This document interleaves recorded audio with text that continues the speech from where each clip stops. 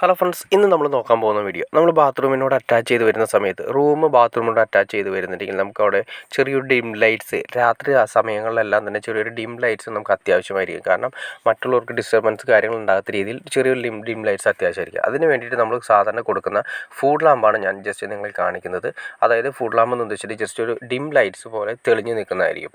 അതിന് വേണ്ടിയിട്ട് നമ്മൾ ബാത്റൂമിൻ്റെ ഏരിയകളിൽ ഒരു 2 മോഡ്യൂളിൻ്റെ ഒരു മെറ്റൽ ബോക്സ് കൊടുക്കുന്നു.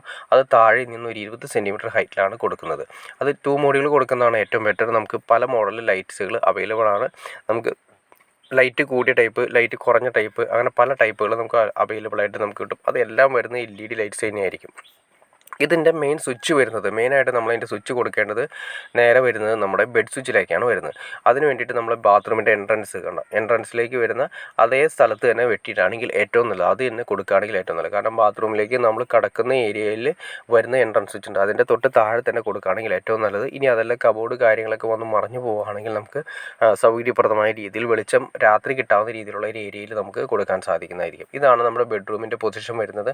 ഈ ബെഡ്റൂമിൻ്റെ പൊസിഷനിൽ നമ്മൾ വരുന്നത് നേരെ ഈ ബെഡിൻ വരുന്നതിൻ്റെ സർക്യൂട്ട് വരുന്നത്, ലീഡ് വരുന്നത് ഞാൻ ജസ്റ്റ് നിങ്ങളെ കാണിച്ചു തരാം. ഇവിടെ നിന്ന് ഇതാണ് നമ്മൾ കൊടുത്തിരിക്കുന്ന 2 മോഡുകൾ ഫുഡ് ലാമ്പ്. ഇവിടെയാണ് നമ്മൾ കൊടുക്കാൻ ഉദ്ദേശിക്കുന്നത്. നേരെ വന്ന് ഈ ബെഡ് സ്വിച്ച് നമ്മുടെ ബാത്റൂമിൻ്റെ എൻട്രൻസ് സ്വിച്ച് വഴി നേരെ കയറി ഇറങ്ങി അതുവഴി ഒരു AC-യുടെ ഒരു പ്ലഗ് ഉണ്ട്, അതിലൂടെ നേരെ നേരെ വന്നതിന് ശേഷം നമ്മുടെ ബെഡ് സ്വിച്ചിലേക്കാണ് വരുന്നത്. ബെഡ് സ്വിച്ചിലാണ് നമ്മൾ ഫുഡ് ലാമ്പ് കൊടുക്കേണ്ടത്. കാരണം രാത്രി സമയങ്ങളിൽ നമുക്ക് അത്യാവശ്യം വരുന്ന സമയത്ത് തെളിക്കണമെങ്കിൽ ഓൺ ചെയ്യണമെങ്കിൽ ഓൺ ചെയ്യാം, അല്ലെങ്കിൽ ഓഫ് ചെയ്യണമെങ്കിൽ ഓഫ് ചെയ്യാൻ വേണ്ടിയിട്ട് നമ്മുടെ ബെഡ് സ്വിച്ചിൽ തന്നെ കൊടുക്കുകയാണെങ്കിൽ എല്ലാ കാര്യങ്ങളും അവിടെ തന്നെ കൊടുക്കുകയാണെങ്കിൽ ഏറ്റവും നന്നായിരിക്കും.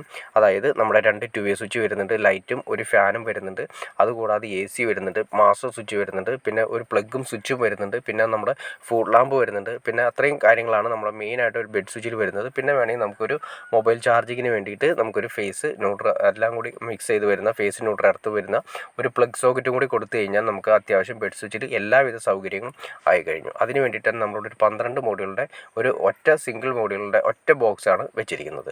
അതുകൂടാതെ തന്നെ ഇതെല്ലാം കൊടുത്തിരിക്കുന്നതിന് ഈ ബോക്സുകളെല്ലാം തന്നെ സ്റ്റെയിൻലെസ് സ്റ്റീൽ ബോക്സുകളാണ്, ഒരിക്കലും തുരുമ്പെടുക്കാത്ത രീതിയിലുള്ള ബോക്സുകളാണ് കൊടുത്തിരിക്കുന്നത്. അപ്പോൾ അതുകൊണ്ട് ലൈഫ് നമുക്ക് നല്ല രീതിയിൽ പ്രതീക്ഷിക്കുകയും ചെയ്യാം. അതുകൂടാതെ തന്നെ നമ്മൾ നോക്കിയാൽ തന്നെ അറിയാൻ പറ്റും ഇതിൽ കൊടുത്തിരിക്കുന്ന മെയിൻ സർക്യൂട്ട് എല്ലാം വരുന്ന പൈപ്പുകൾ 25 പൈപ്പുകളും 20 mm പൈപ്പുകളാണ് ഉപയോഗിച്ചിരിക്കുന്നത്.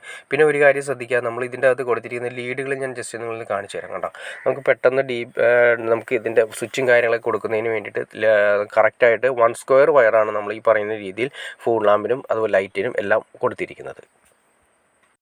അപ്പോൾ ഏകദേശം ഫുഡ് ലാമ്പ് നിങ്ങൾക്ക് എവിടെ കൊടുക്കണമെന്നും ഏത് വയറാണ് കൊടുക്കേണ്ടതെന്നും എങ്ങനെയുള്ള ഫുഡ് ലാമ്പാണ് കൊടുക്കേണ്ടത്, എത്ര മൂട്ടിൻ്റെ ഫുഡ് ലാമ്പുകളാണ് എവിടെ കൊടുക്കണമെന്ന്, എത്ര ഹൈറ്റിൽ കൊടുക്കണമെന്ന് ഒക്കെ ഡീറ്റെയിൽ നിങ്ങൾക്ക് മനസ്സിലായി കാണുമെന്ന് ഞാൻ വിചാരിക്കുന്നു.